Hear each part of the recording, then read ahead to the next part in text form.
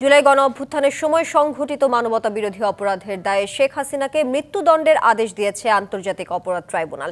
এই রায় নিয়ে বার্তা সংস্থা Reuters, BBC, CNN, Al Jazeera সহ অন্যান্য আন্তর্জাতিক গণমাধ্যমগুলো ব্যাপকভাবে খবর প্রচার করেছে। ব্রিটিশ গণমাধ্যমের বিশ্লেষণ বলছে, ভারতকে এখন খুবই সংবেদনশীল ও ভারসাম্যপূর্ণ পথে হাঁটতে হবে।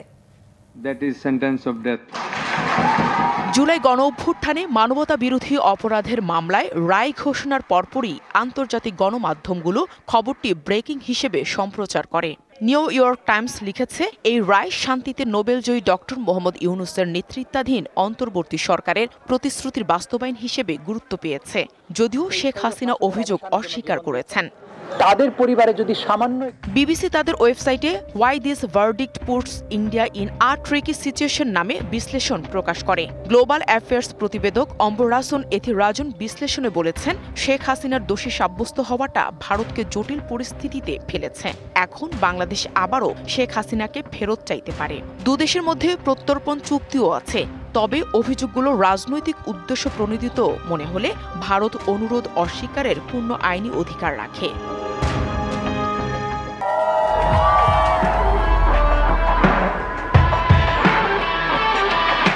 এমন প্রেক্ষাপটে এখন কূটনৈতিক টানাপোড়েনে দিল্লি।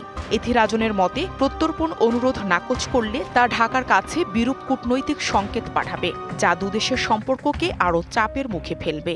আবার অনুরোধ মেনে নিলে উপেক্ষিত হবে দীর্ঘদিনের ঘনিষ্ঠ মিত্র।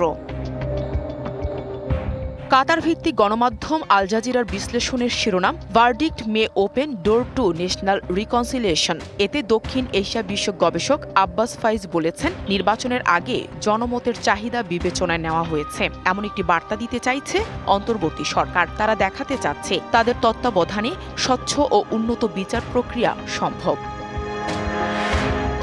এদিকে ভারতীয় মিডিয়াগুলো রায়টিকে গুরুত্ব দিয়ে প্রকাশ করেছে। টাইমস অফ ইন্ডিয়া শেখ হাসিনার বরাতে লিখেছে, একটি সাজানো ট্রাইব্যুনাল রায় দিয়েছে। আর এনডিটিভির প্রতিবেদনে বলা হয়েছে, ঢাকার আন্তর্জাতিক অপরাধ ট্রাইব্যুনালের রায়কে পক্ষপাতদুষ্ট ও রাজনৈতিক উদ্দেশ্য প্রণোদিত বলে নিন্দা জানিয়েছেন বাংলাদেশের ক্ষমতাচ্যুত সাবেক প্রধানমন্ত্রী। Nahida Rinthi, DBC news desk.